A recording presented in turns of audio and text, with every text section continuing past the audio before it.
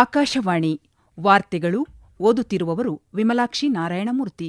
ಮುಖ್ಯಾಂಶಗಳು: America Iran ಕದನ ವಿರಾಮ ಘೋಷಣೆ ಬೆನ್ನಲ್ಲೇ ಕಚ್ಚಾ ತೈಲ ಬೆಲೆ ಇಳಿಕೆ, ಗರಿಗೆದರಿದ ಷೇರು ಮಾರುಕಟ್ಟೆ.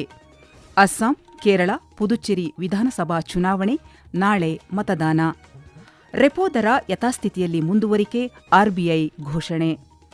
ಐಪಿಎಲ್ ಟಿ20 ಕ್ರಿಕೆಟ್ ಇಂದಿನ ಪಂದ್ಯದಲ್ಲಿ ಡೆಲ್ಲಿ ಕ್ಯಾಪಿಟಲ್ಸ್ ಗುಜರಾತ್ ಟೈಟನ್ಸ್ ಹಣಾಹಣಿ. ವಾರ್ತೆಗಳ ವಿವರ.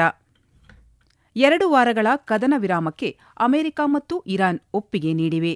ಹಾರ್ಮುಜ್ ಜಲಸಂಧಿಯ ಮೂಲಕ ಹಡಗುಗಳ ಸಂಚಾರಕ್ಕೆ ಅವಕಾಶ ನೀಡಿದರೆ ಅಮೆರಿಕ ಮತ್ತು ಇರಾನ್ ನಡುವೆ 2 ವಾರಗಳ ಕದನ ವಿರಾಮಕ್ಕೆ ಒಪ್ಪಿಗೆ ನೀಡಲಾಗುವುದು ಎಂದು ಅಮೆರಿಕ ಅಧ್ಯಕ್ಷ ಡೊನಾಲ್ಡ್ ಟ್ರಂಪ್ ಹೇಳಿದ್ದಾರೆ. ಇದಕ್ಕೆ ಇರಾನ್ ಒಪ್ಪಿಗೆ ಸೂಚಿಸಿದ ಕಾರಣ ಕದನ ವಿರಾಮ ಜಾರಿಯಾಗಿದೆ. ಸಾಮಾಜಿಕ ಮಾಧ್ಯಮ ಪೋಸ್ಟ್ನಲ್ಲಿ ಟ್ರಂಪ್, 2 ಕಡೆಯವರು ದ್ವಿಪಕ್ಷೀಯ ಕದನ ವಿರಾಮಕ್ಕೆ ಒಪ್ಪಿಕೊಳ್ಳಬೇಕು ಎಂದು ಹೇಳಿದ್ದು, ಅಮೆರಿಕ ಈಗಾಗಲೇ ತನ್ನ ಮಿಲಿಟರಿ ಗುರಿಗಳನ್ನು ಸಾಧಿಸಿದೆ, ಸಂಘರ್ಷ ಪರಿಹಾರವಾಗುವ ಹಂತಕ್ಕೆ ಹತ್ತಿರವಾಗಬಹುದು ಎಂದು ಹೇಳಿದ್ದಾರೆ. ಮತ್ತೊಂದೆಡೆ ಇರಾನ್ ವಿರುದ್ಧದ ದಾಳಿಗಳನ್ನು ನಿಲ್ಲಿಸಿದರೆ ಇರಾನ್ ಕದನ ವಿರಾಮಕ್ಕೆ ಒಪ್ಪಲಿದೆ ಎಂದು ಇರಾನ್ ವಿದೇಶಾಂಗ ಸಚಿವ ಅಬ್ಬಾಸ್ ಅರಕ್ಚಿ ಘೋಷಿಸಿದರು. 2 ವಾರಗಳ ಅವಧಿಗೆ ಹಾರ್ಮುಜ್ ಜಲಸಂಧಿಯ ಮೂಲಕ ಸುರಕ್ಷಿತ ಮಾರ್ಗ ಸಾಧ್ಯ ಎಂದು ಅವರು ಘೋಷಿಸಿದರು. ಅಮೆರಿಕ ಮತ್ತು ಇರಾನ್ 2 ವಾರಗಳ ಷರತ್ತುಬದ್ಧ ಕದನ ವಿರಾಮಕ್ಕೆ ಒಪ್ಪಿಕೊಂಡ ಬೆನ್ನಲ್ಲೇ ಜಾಗತಿಕ ತೈಲ ಬೆಲೆಗಳು ತೀವ್ರವಾಗಿ ಇಳಿಕೆಯಾಗಿವೆ. ಕಚ್ಚಾ ತೈಲ ಬೆಲೆ $100 ಅಮೆರಿಕನ್ ಡಾಲರ್ನಿಂದ $92.30 ಅಮೆರಿಕನ್ ಡಾಲರ್ಗೆ ಇಳಿಕೆಯಾಗಿದೆ. ಈ ಮೂಲಕ ಶೇಕಡಾ 15.9ರಷ್ಟು ಕುಸಿತ ಕಂಡಿದೆ. ಅಮೆರಿಕ ಆಡಳಿತವು ಈಗ ಇರಾನ್ನೊಂದಿಗೆ ನೇರ ಮಾತುಕತೆಗೆ ಸಿದ್ಧತೆ ನಡೆಸುತ್ತಿದೆ. ಅಮೆರಿಕದ ನಿಯೋಗದ ನೇತೃತ್ವವನ್ನು ಉಪಾಧ್ಯಕ್ಷ ಜೆಡಿ ವ್ಯಾನ್ಸ್ ವಹಿಸುವ ಸಾಧ್ಯತೆ ಇದೆ. ದೀರ್ಘಾವಧಿಯ ಒಪ್ಪಂದಕ್ಕೆ ನಿಯಮಗಳನ್ನು ಅಂತಿಮಗೊಳಿಸುವುದು ಸಭೆಯ ಉದ್ದೇಶವಾಗಿದೆ. ಈ ಕುರಿತ ಅಂತಿಮ ಘೋಷಣೆಯು ಅಮೆರಿಕ ಅಧ್ಯಕ್ಷರು ಅಥವಾ ಶ್ವೇತಭವನದಿಂದ ಬರಲಿದೆ ಎಂದು ಶ್ವೇತಭವನದ ಮಾಧ್ಯಮ ಕಾರ್ಯದರ್ಶಿ ಕ್ಯಾರೋಲಿನ್ ಲಿವಿಟ್ ತಿಳಿಸಿದ್ದಾರೆ. ಅಮೆರಿಕ ಮತ್ತು ಇರಾನ್ ನಡುವೆ ಕದನ ವಿರಾಮ ಘೋಷಣೆಯಾದ ಬೆನ್ನಲ್ಲೇ ಷೇರು ಮಾರುಕಟ್ಟೆ ಗರಿಗೆದರಿದೆ. ಮುಂಬೈ ಷೇರು ಮಾರುಕಟ್ಟೆಯಲ್ಲಿಂದು ಆರಂಭಿಕ ವಹಿವಾಟಿನಲ್ಲಿ ಷೇರು ಸಂವೇದಿ ಸೂಚ್ಯಂಕ ಸೆನ್ಸೆಕ್ಸ್ 2,775 ಅಂಕಗಳು ಏರಿಕೆಯೊಂದಿಗೆ 77,392 ಅಂಕಗಳಲ್ಲಿ ವಹಿವಾಟು ನಡೆಸಿದೆ. ಇದೇ ವೇಳೆ ರಾಷ್ಟ್ರೀಯ ಸಂವೇದಿ ಸೂಚ್ಯಂಕ ನಿಫ್ಟಿ 815 ಅಂಕಗಳು ಏರಿಕೆಯೊಂದಿಗೆ 23,938 ಅಂಕಗಳು ವಹಿವಾಟು ನಡೆಸಿದೆ. ಅಮೆರಿಕ ಮತ್ತು ಇರಾನ್ ನಡುವಿನ 2 ವಾರಗಳ ಕದನ ವಿರಾಮ ಘೋಷಣೆಯನ್ನು ವಿಶ್ವಸಂಸ್ಥೆಯ ಪ್ರಧಾನ ಕಾರ್ಯದರ್ಶಿ ಆಂಟೋನಿಯೋ ಗುಟೆರೆಸ್ ಸ್ವಾಗತಿಸಿದ್ದಾರೆ. ಪಶ್ಚಿಮ ಏಷ್ಯಾದಲ್ಲಿ ನಡೆಯುತ್ತಿರುವ ಸಂಘರ್ಷದಲ್ಲಿ ಭಾಗಿಯಾಗಿರುವ ಎಲ್ಲಾ ರಾಷ್ಟ್ರಗಳು ಅಂತಾರಾಷ್ಟ್ರೀಯ ಕಾನೂನಿನಡಿಯಲ್ಲಿ ತಮ್ಮ ಬಾಧ್ಯತೆಗಳನ್ನು ಪಾಲಿಸಬೇಕು ಎಂದು ಸಲಹೆ ನೀಡಿದ್ದಾರೆ. ಉಭಯ ರಾಷ್ಟ್ರಗಳು ಕದನ ವಿರಾಮದ ನಿಯಮಗಳನ್ನು ಪಾಲಿಸಬೇಕು ಎಂದು ಒತ್ತಾಯಿಸಿದ್ದಾರೆ. ಜನರ ಜೀವಗಳನ್ನು ರಕ್ಷಿಸಲು ಮತ್ತು ಮಾನವ ದುಃಖವನ್ನು ನಿವಾರಿಸಲು ಯುದ್ಧವನ್ನು ಕೊನೆಗೊಳಿಸುವ ತುರ್ತು ಅಗತ್ಯವಿದೆ ಎಂದು ಅವರು ಒತ್ತಿ ಹೇಳಿದ್ದಾರೆ. ಅಸ್ಸಾಂ, ಕೇರಳ ಮತ್ತು ಕೇಂದ್ರಾಡಳಿತ ಪ್ರದೇಶವಾದ ಪುದುಚೇರಿಯ ವಿಧಾನಸಭಾ ಚುನಾವಣೆಯ ಮತದಾನ ನಾಳೆ ನಡೆಯಲಿದೆ. ವಿವಿಧ ರಾಜಕೀಯ ಪಕ್ಷಗಳ ನಾಯಕರು, ಅಭ್ಯರ್ಥಿಗಳು ಮತದಾರರನ್ನು ಸೆಳೆಯಲು ಮನೆ ಮನೆ ಪ್ರಚಾರದಲ್ಲಿ ತೊಡಗಿದ್ದಾರೆ. ಅಸ್ಸಾಂನ 126, ಕೇರಳದ 140 ಮತ್ತು ಪುದುಚೇರಿಯ 30 ಸ್ಥಾನಗಳಿಗೆ ನಾಳೆ ಒಂದೇ ಹಂತದಲ್ಲಿ ಮತದಾನ ನಡೆಯಲಿದೆ. ತಮಿಳುನಾಡಿನ ಎಲ್ಲ 234 ಸ್ಥಾನಗಳಿಗೆ ಮತ್ತು ಪಶ್ಚಿಮ ಬಂಗಾಳದ ಮೊದಲ ಹಂತದ 152 ಕ್ಷೇತ್ರಗಳಿಗೆ ಈ ತಿಂಗಳ 23ರಂದು ಮತದಾನ ನಡೆಯಲಿದೆ. ಎಲ್ಲ ರಾಜ್ಯಗಳ ಚುನಾವಣಾ ಫಲಿತಾಂಶ ಮೇ 4ರಂದು ಪ್ರಕಟವಾಗಲಿದೆ. ಪಶ್ಚಿಮ ಬಂಗಾಳ ವಿಧಾನಸಭಾ ಚುನಾವಣೆಗೆ ಬಿಜೆಪಿ ಒಬ್ಬ ಅಭ್ಯರ್ಥಿಯ 6ನೇ ಪಟ್ಟಿಯನ್ನು ಬಿಡುಗಡೆ ಮಾಡಿದೆ. ರಾಕೇಶ್ ಸಿಂಗ್ ಕೋಲ್ಕತ್ತಾ ಬಂದರು ಕ್ಷೇತ್ರದಿಂದ ಸ್ಪರ್ಧಿಸಲಿದ್ದಾರೆ. ಪಶ್ಚಿಮ ಬಂಗಾಳದಲ್ಲಿ ವಿಧಾನಸಭಾ ಚುನಾವಣೆ 2 ಹಂತಗಳಲ್ಲಿ ನಡೆಯಲಿದೆ. ಮೊದಲ ಹಂತದ ಚುನಾವಣೆ ಇದೇ 23ರಂದು ಮತ್ತು 2ನೇ ಹಂತ 29ರಂದು ನಡೆಯಲಿದೆ. ಈ ವಾರ್ತೆಗಳನ್ನು ಆಕಾಶವಾಣಿಯಿಂದ ಕೇಳುತ್ತಿದ್ದೀರಿ.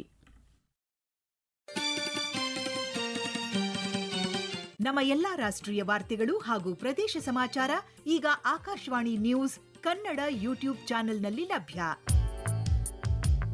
ನಮ್ಮ ಎಕ್ಸ್ ಖಾತೆ ಮತ್ತು ಇನ್ಸ್ಟಾಗ್ರಾಂ ಖಾತೆ ಆಕಾಶವಾಣಿ ನ್ಯೂಸ್ ಕನ್ನಡ. ಹೆಚ್ಚಿನ ಮಾಹಿತಿಗಾಗಿ ನಮ್ಮ ಫೇಸ್ಬುಕ್ ಖಾತೆ ಆಕಾಶವಾಣಿ ವಾರ್ತೆ ಕನ್ನಡವನ್ನು ಅನುಸರಿಸಿ. ಮಾಹಿತಿಯ ಹೂರಣ ವಾರದ ಕಾರ್ಯಕ್ರಮ ಪ್ರಚಲಿತ ವಿದ್ಯಮಾನ ಪ್ರತಿ ಬುಧವಾರ 9:15ಕ್ಕೆ.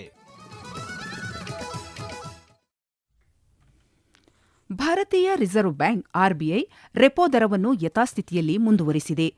ಪ್ರಸಕ್ತ ಹಣಕಾಸು ವರ್ಷದ ಮೊದಲ ದ್ವೈಮಾಸಿಕ ಹಣಕಾಸು ನೀತಿಯನ್ನು ಪ್ರಕಟಿಸಿದ ಆರ್ಬಿಐ ಗವರ್ನರ್ ಸಂಜಯ್ ಮಲ್ಹೋತ್ರಾ, ಹಣಕಾಸು ನೀತಿ ಸಮಿತಿಯು ತಟಸ್ಥ ನಿಲುವಿನೊಂದಿಗೆ ರೆಪೋ ದರವನ್ನು ಶೇಕಡ 5.25ರಲ್ಲಿಯೇ ಉಳಿಸಿಕೊಳ್ಳಲು ಸರ್ವಾನುಮತದಿಂದ ನಿರ್ಧರಿಸಿದೆ ಎಂದು ತಿಳಿಸಿದರು. ಕಳೆದ ಹಣಕಾಸು ವರ್ಷದಲ್ಲಿ ದೇಶದ ಜಿಡಿಪಿ ಶೇಕಡ 7.6ರಷ್ಟಿದ್ದರೆ ಪ್ರಸಕ್ತ ಹಣಕಾಸು ವರ್ಷದಲ್ಲಿ ಜಿಡಿಪಿ ಶೇಕಡ 6.9ರಷ್ಟು ಇರುವ ಸಾಧ್ಯತೆಯಿದೆ ಎಂದು ಹಣಕಾಸು ನೀತಿ ಸಮಿತಿಯು ಅಂದಾಜಿಸಿದೆ. Of April to deliberate and decide on the policy repo rate after a detailed assessment of the evolving macroeconomic and financial developments and the outlook. The MPC voted unanimously to keep the policy repo rate unchanged under the liquidity facility at 5.25%. Consequently, the STF rate remains at 5% and the MSF rate and the bank rate at 5.5%. The MPC also decided to continue with the neutral stance. ಇಂಧನ ಬೆಲೆಗಳಲ್ಲಿನ ಇತ್ತೀಚೆಗಿನ ಏರಿಕೆಯು ಹಣದುಬ್ಬರಕ್ಕೆ ಅಪಾಯಕಾರಿಯಾಗಿ ಪರಿಣಮಿಸಿದೆ. ಪ್ರಸ್ತುತ ಹಣಕಾಸು ವರ್ಷದ ಹಣದುಬ್ಬರ ಶೇಕಡ 4.6ರಷ್ಟು ಇರಲಿದೆ ಎಂದು ನಿರೀಕ್ಷಿಸಿರುವ ಹಣಕಾಸು ನೀತಿ ಸಮಿತಿಯು ಜಾಗತಿಕ ಅನಿಶ್ಚಿತತೆಯಿಂದಾಗಿ ನಿರಂತರ ನಿಗಾ ಅಗತ್ಯ ಎಂದು ಸಲಹೆ ನೀಡಿದೆ. ಬಾಂಗ್ಲಾದೇಶ ವಿದೇಶಾಂಗ ಸಚಿವ ಖಲೀಲುರ್ ರಹಮಾನ್ ನವದೆಹಲಿಯಲ್ಲಿಂದು ವಿದೇಶಾಂಗ ಸಚಿವ ಡಾ ಎಸ್ ಜೈಶಂಕರ್ ಅವರೊಂದಿಗೆ ಮಾತುಕತೆ ನಡೆಸಲಿದ್ದಾರೆ. ಭಾರತಕ್ಕೆ 3 ದಿನಗಳ ಭೇಟಿಯಲ್ಲಿರುವ ಖಲೀಲುರ್ ರೆಹಮಾನ್ ನಿನ್ನೆ ಸಂಜೆ ನವದೆಹಲಿಗೆ ಆಗಮಿಸಿದರು. ಭೇಟಿಯ ಸಮಯದಲ್ಲಿ ಅವರು ರಾಷ್ಟ್ರೀಯ ಭದ್ರತಾ ಸಲಹೆಗಾರ ಅಜಿತ್ ದೋವಲ್ ಹಾಗೂ ಪೆಟ್ರೋಲಿಯಂ ಮತ್ತು ನೈಸರ್ಗಿಕ ಅನಿಲ ಸಚಿವ ಹರ್ದೀಪ್ ಸಿಂಗ್ ಪುರಿ ಅವರನ್ನು ಭೇಟಿಯಾಗಲಿದ್ದಾರೆ.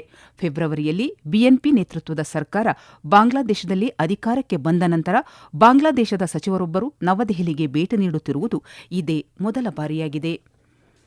ಪ್ರಧಾನಮಂತ್ರಿ ಮುದ್ರಾ ಯೋಜನೆ ಪಿಎಂಎಂವೈ 11 ವರ್ಷಗಳನ್ನು ಪೂರೈಸಿದೆ. ಈ ಯೋಜನೆಯನ್ನು 2015ರ ಏಪ್ರಿಲ್ 8ರಂದು ಪ್ರಾರಂಭಿಸಲಾಯಿತು. ಇದು ಒಂದು ಸಣ್ಣ ಉದ್ಯಮಗಳು ಮತ್ತು ವ್ಯವಹಾರಗಳಿಗೆ ಹಣಕಾಸು ಒದಗಿಸುವ ಗುರಿಯನ್ನು ಹೊಂದಿರುವ ಕೇಂದ್ರ ಸರ್ಕಾರದ ಪ್ರಮುಖ ಕಾರ್ಯಕ್ರಮವಾಗಿದೆ.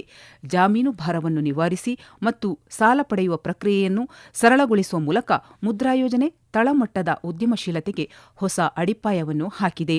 11 ವರ್ಷಗಳಲ್ಲಿ ಪ್ರಧಾನಮಂತ್ರಿ ಮುದ್ರಾ ಯೋಜನೆಯು ಆರ್ಥಿಕ ಸೇರ್ಪಡೆಯ ಶಕ್ತಿ ಮತ್ತು ತಳಮಟ್ಟದ ನಾವೀನ್ಯತೆಯ ಬಲವನ್ನು ನಿರಂತರವಾಗಿ ಪ್ರದರ್ಶಿಸಿದೆ. ಬ್ಯಾಂಕ್ಗಳು ದೊಡ್ಡ ಕಂಪನಿಗಳಿಗೆ ಅಜಾಗರೂಕವಾಗಿ ಸಾಲ ನೀಡುತ್ತಿದ್ದಾಗ ಸಾಲ ಸೌಲಭ್ಯ ಪಡೆಯಬೇಕಾದ ಅರ್ಹರು ಅವಕಾಶವನ್ನು ಕಳೆದುಕೊಂಡರು. ಮುದ್ರಾ ಯೋಜನೆಯ ಅನುಷ್ಠಾನವು ಎಲ್ಲರಿಗೂ ಸಮಾನ ಅವಕಾಶ ಕಲ್ಪಿಸಿದೆ. ಪ್ರಾದೇಶಿಕ ಮಟ್ಟದಲ್ಲಿ ಬೆಳವಣಿಗೆಯನ್ನು ವೇಗಗೊಳಿಸಲು ಕೇಂದ್ರ ಮತ್ತು ರಾಜ್ಯಗಳ ನಡುವೆ ಹೆಚ್ಚಿನ ಸಮನ್ವಯದ ಅಗತ್ಯವನ್ನು ನೀತಿ ಆಯೋಗದ ಹೆಚ್ಚುವರಿ ಕಾರ್ಯದರ್ಶಿ ರಾಜೀವ್ ಸಿಂಗ್ ಠಾಕೂರ್ ಒತ್ತಿ ಹೇಳಿದ್ದಾರೆ. ನವದೆಹಲಿಯಲ್ಲಿ ವೆಲ್ಡಿಂಗ್ ಮತ್ತು ಕಟ್ಟಿಂಗ್ ತಂತ್ರಜ್ಞಾನಗಳ ಕುರಿತಾದ ಸಮ್ಮೇಳನ ಉದ್ದೇಶಿಸಿ ಮಾತನಾಡಿದ ಅವರು, ನೀತಿ ಆಯೋಗದ ಸಹಯೋಗದ ವೇದಿಕೆಗಳು ಮತ್ತು ನೀತಿ ಬೆಂಬಲವು ರಾಜ್ಯಗಳಲ್ಲಿ ಕೈಗಾರಿಕಾ ಬೆಳವಣಿಗೆಯನ್ನು ಹೆಚ್ಚಿಸುವಲ್ಲಿ ವೇಗವರ್ಧಕವಾಗಿ ಕಾರ್ಯನಿರ್ವಹಿಸುವುದನ್ನು ಮುಂದುವರಿಸುತ್ತದೆ ಎಂದು ತಿಳಿಸಿದ್ದಾರೆ. ದೆಹಲಿಯ ಅರುಣ್ ಜೇಟ್ಲಿ ಕ್ರೀಡಾಂಗಣದಲ್ಲಿ ಇಂದು ನಡೆಯಲಿರುವ ಇಂಡಿಯನ್ ಪ್ರೀಮಿಯರ್ ಲೀಗ್ ಐಪಿಎಲ್ ಟಿ20 ಕ್ರಿಕೆಟ್ನ ಇಂದಿನ ಪಂದ್ಯದಲ್ಲಿ ಡೆಲ್ಲಿ ಕ್ಯಾಪಿಟಲ್ಸ್ ಮತ್ತು ಗುಜರಾತ್ ಟೈಟನ್ಸ್ ತಂಡಗಳು ಮುಖಾಮುಖಿಯಾಗಲಿವೆ. ಪಂದ್ಯ ರಾತ್ರಿ 7:30ಕ್ಕೆ ಆರಂಭವಾಗಲಿದೆ. ಸ್ಪೇನ್ನ ಗ್ರನಾಡಾದಲ್ಲಿ ನಡೆದ ಐಐಎಸ್ಎಫ್ ವಿಶ್ವಕಪ್ನ 10 ಮೀಟರ್ ಏರ್ ಪಿಸ್ತೂಲ್ ಮಿಶ್ರತಂಡ ಸ್ಪರ್ಧೆಯಲ್ಲಿ ಭಾರತೀಯ ಶೂಟರ್ಗಳಾದ ಪಾಲಕ್ ಗುಲಿಯಾ ಮತ್ತು ಮುಕೇಶ್ ನೆಲವಳ್ಳಿ ವಿಶ್ವ ದಾಖಲೆಯೊಂದಿಗೆ ಚಿನ್ನದ ಪದಕ ವಿಜೇತರಾಗಿದ್ದಾರೆ. ಈ ವರ್ಷದ ಆರಂಭದಲ್ಲಿ ನವದೆಹಲಿಯಲ್ಲಿ ನಡೆದ ಏಷ್ಯನ್ ಶೂಟಿಂಗ್ ಚಾಂಪಿಯನ್ಶಿಪ್ನಲ್ಲಿ ಉಜ್ಬೇಕಿಸ್ತಾನದ ನಿಜಿನಾ ಮತ್ತು ಮುಕಮ್ಮದ್ ಕಮಲೋವ್ ಅವರ 481.3 ಅಂಕಗಳ ದಾಖಲೆಯನ್ನು ಹಿಂದಿಕ್ಕಿ ಈ ಜೋಡಿ ಫೈನಲ್ನಲ್ಲಿ ಒಟ್ಟು 487.7 ಅಂಕಗಳನ್ನು ಗಳಿಸಿತು. ಕೊನೆಯಲ್ಲಿ ಮತ್ತೊಮ್ಮೆ ಮುಖ್ಯಾಂಶಗಳು. ಅಮೆರಿಕ ಇರಾನ್ ಕದನ ವಿರಾಮ ಘೋಷಣೆ ಬೆನ್ನಲ್ಲೇ ಕಚ್ಚಾ ತೈಲ ಬೆಲೆ ಇಳಿಕೆ, ಗರಿಗೆದರಿದ ಷೇರು ಮಾರುಕಟ್ಟೆ. ಅಸ್ಸಾಂ, ಕೇರಳ, ಪುದುಚೇರಿ ವಿಧಾನಸಭಾ ಚುನಾವಣೆ, ನಾಳೆ ಮತದಾನ. ರೆಪೋ ದರ ಯಥಾಸ್ಥಿತಿಯಲ್ಲಿ ಮುಂದುವರಿಕೆ, ಆರ್ಬಿಐ ಘೋಷಣೆ. ಐಪಿಎಲ್ ಟಿ20 ಕ್ರಿಕೆಟ್ ಇಂದಿನ ಪಂದ್ಯದಲ್ಲಿ ಡೆಲ್ಲಿ ಕ್ಯಾಪಿಟಲ್ಸ್ ಗುಜರಾತ್ ಟೈಟಾನ್ಸ್ ಹಣಾಹಣಿ. ಇಲ್ಲಿಗೆ ವಾರ್ತಾ ಪ್ರಸಾರ ಮುಕ್ತಾಯವಾಯಿತು. ನಮ್ಮ ಮುಂದಿನ ವಾರ್ತಾ ಪ್ರಸಾರ ಮಧ್ಯಾಹ್ನ 2:30 ಕ್ಕೆ.